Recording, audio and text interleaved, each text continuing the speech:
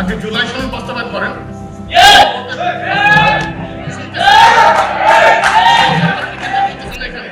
ঠিক আছে, এখানে শহীদ পরিবার আছে, আপনি কোন দশের শহীদ পরিবারের কথা বলেন নাই, আপনি 3,000 কথা বলেন নাই,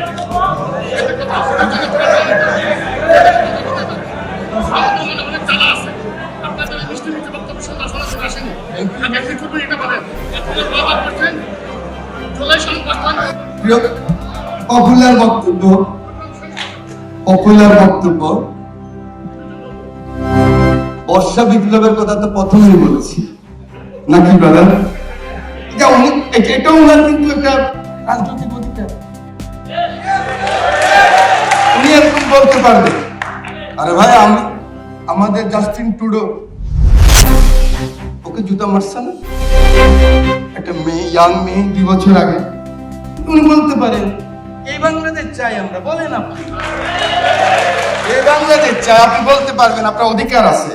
আপনারা কতটুকু গ্রহণ করবেন সেটা হলো বড় কথা। এই কথাটুকু বলতে চাই, সময় নেই, শুধু বলতে চাই আমরা পথ হারাবার চেষ্টা করব না।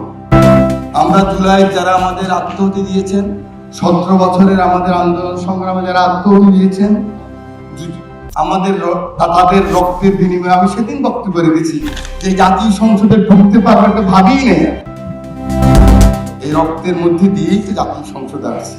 অতএব ওরা তো আমাদের মাথার তাজ, ওদেরকে বুকে নিয়ে পঙ্গু মুক্তিযোদ্ধা বানায় প্রত্যেক 16 ডিসেম্বরে নেবে, সেই মুক্তিযোদ্ধা তো না, সেই পরিবার না, ওই চেতনা বিক্রি করবো না। জুলাইকে বুকে ধারণ করতে যদি পারি, সেটাই হবে আগামী দিনে রাজনীতি এবং সবার আগে বাংলাদেশ।